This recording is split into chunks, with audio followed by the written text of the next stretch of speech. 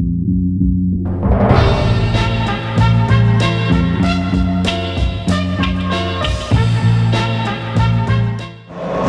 – один из популярных видов спорта, который не обошел стороной и наш университет. Сегодня лучшие команды девушек нашего университета поборются за звание победителя. Как проходила их ожесточенная игра, вы можете посмотреть в нашем сюжете. Захватывающая игра длилась на протяжении 3 таймов. Трибуны ликовали, игроки выкладывались на все 100%.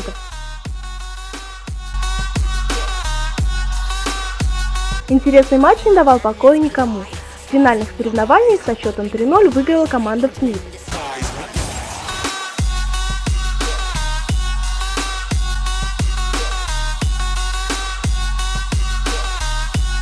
Географический факультет получил 2-е место. Третьей стала команда ИНФБ. Мы очень рады и мы очень благодарим всех, кто в нас верил. Мы готовились к этому очень долго и очень упорно, и мы сделали это. Агата Жмурова, Карим Ричкунов. Специально для Правком ТВ.